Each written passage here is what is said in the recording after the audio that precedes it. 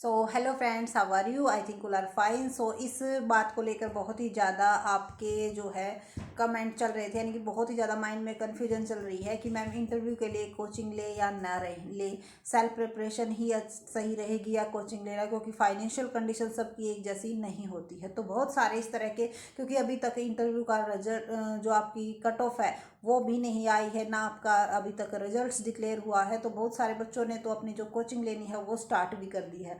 तो क्या मैम वो उन बच्चों को हम मात दे पाएंगे?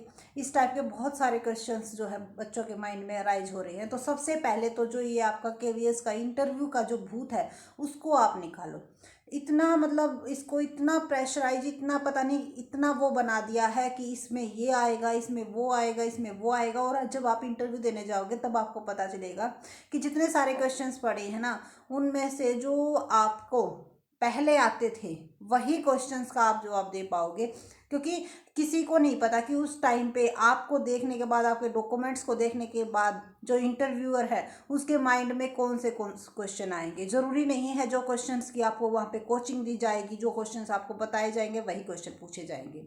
ठीक है, इसके लिए हम ये नहीं कह रहे कि भी कोचिंग लेना बेस्ट नहीं है। कोचिंग से आपको क्या होगा, एक डायरेक्शन मिल जाएगी। ये तो पता है सभी को भाई, एक डायरेक्शन मिल जाती है कि आपको इस में ये चलना है। लेकिन इसका मतलब ये नहीं है कि सेल्फ प्रिपरेशन वाले बच्चे जो है कोचिंग वाले बच्चों को मात नहीं दे पाएंगे। इस डर को आप अपने माइंड से निकाल दो, क्योंकि उस टाइम पे आपका माइंड, उस सिचुएशन में आपका माइंड कैसा काम करता है ये डिपेंड करता है। क्योंकि अगर ऐसा होता तो जो भी बच्चे सेल्फ प्रिपरेशन कर रहे हैं उन बच्चों का कभी सिलेक्शन नहीं होता। और आपने देखा भी होगा ज़्यादातर कैंडिडेट्स वही होते हैं जो अपने आप, अपने खुद पे, अपने दम पे अपनी तैयारी कर रहे हैं और उनका सिलेक्शन होता है। अब जो आपकी एकेडमी वाले हैं वो पब्लिसिटी इतनी कर देते हैं, क्यों? क्योंकि उनमें से वो लाखों को कोचिंग दे रहे हैं। ठीक है, इतने सारे बच्चे, इतने सारे कोचिंग सेंटर भरे पड़े हैं मॉक टेस्ट के लिए। ठीक है, और उनमें से किसी एक या दो या मैक्सिमम 10 मेंबर्स का सिलेक्शन हो जाता है। तो इसका मतलब ये नहीं कि उस कोचिंग वाले का उसके ऊपर इफेक्ट पड़ा है।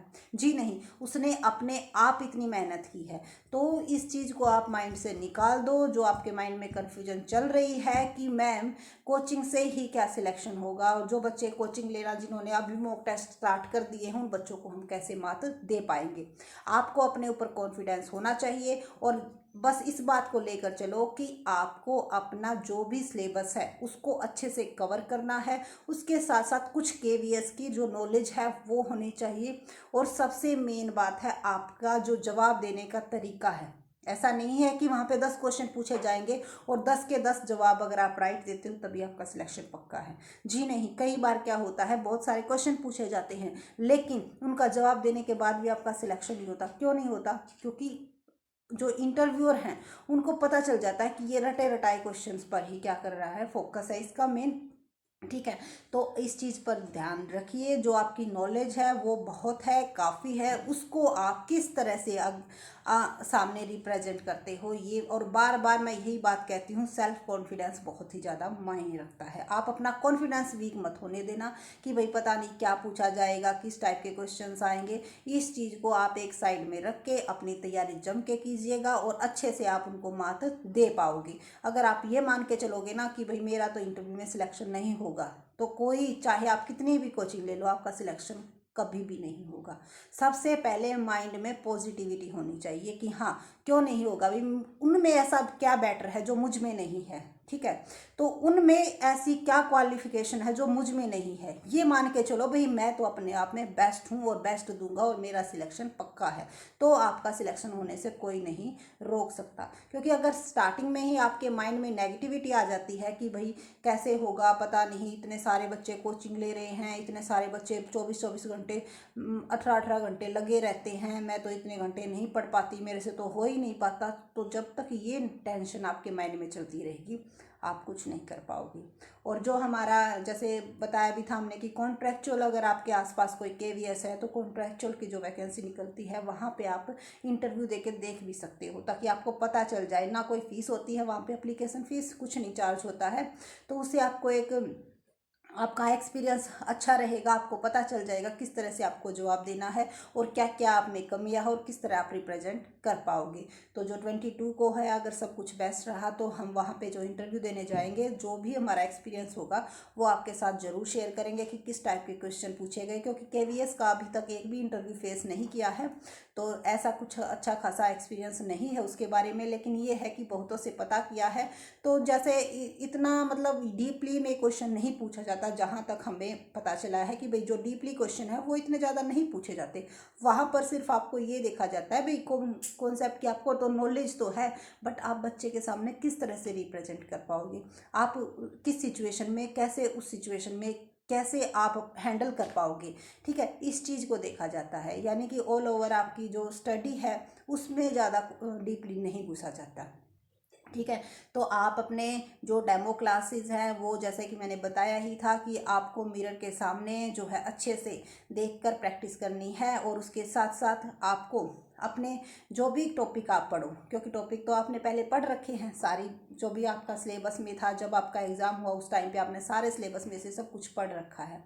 तो अब आपको ये करना है कि जो भी आप पढ़ोगे उसको एक बार आप अपने कैसे आप रिप्रेजेंट करोगे, कैसे पढ़ाओगे, क्योंकि कई बार क्या होता है इंटरव्यूअर अपनी इच्छा से आपको टॉपिक दे देता है कि भाई ये पढ़ाना है, तो वहाँ पे बच्चे को असमंजस आ जाती है कि अब कैसे स्टार्टिंग करें, क्योंकि हमने तो अपना कोई एक टॉपिक सिलेक्ट कर रखा होता है कि कभी भी कहेगा तो उसी को हम क्या कर देंगे, अपना स्टार्ट कर देंगे।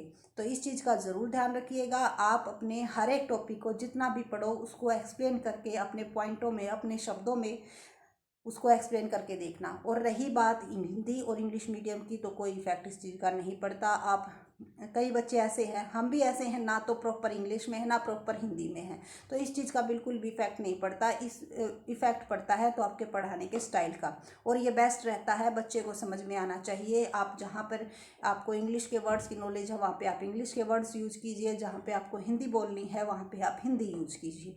तो ये ज़रूरी नहीं है कि 100% आपको हिंदी ही बोलनी है, 100% आपको इंग्लिश ही बोलनी है। सिर्फ आपके जो एक्सप्रेशन है, आपका स्टाइल है, वो बेस्ट होना चाहिए।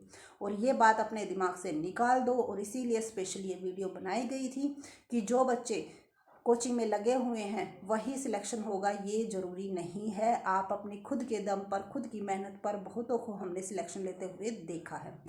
सो हाई होप आपकी जो ये क्वेरी थी ये सोल्व हो गई होगी, और अगर आपकी कोई भी क्वेश्चंस है तो आप कमेंट सेशन में पूछ सकते हो, और अगर कोई बात बुरी लगती है वो भी आप कमेंट सेशन में बता सकते हो। सो अपना सपोर्ट बनाए रखिएगा, और नेक्स्ट वीडियो आपको जिस टॉपिक पे चाहिए वो आप कमेंट में बताइएगा, उस पर नेक्स्ट वीडियो बनाई जाएगी। और इस फियर को बिल्कुल निकाल देना, आज के बाद आपके माइंड में ये क्वेश्चन नहीं आना चाहिए कि मैम हमारी तो जो फाइनेंशियल कंडीशन है वो ठीक नहीं है, बट पढ़ने में मैं अच्छी हूँ, क्या पता सिलेक्शन होगा या नहीं होगा। तो जो आपके पास साधनों की कमी है उसको आप अपनी जो है वीकनेस मत बनने दो, उसको आप अपनी स्ट्रेंथ बनाओ कि मुझे ये कमी है लेकिन इन फ्यूचर में मैं अपने बच्चों को ये कमी नहीं होने दूंगी। ठीक है, इस चीज़ को अगर आप मान के चलोगे तो आपको अंदर से मोटिवेशन भी मिलेगा, और जो आप प्रेजेंट कर पाओगे वो भी बेस्ट कर पाओगे। So thank you so much, and please अगर वीडियो अच्छी लगे तो लाइक शेयर सब्सक्राइब करना न भूलें। Thank you.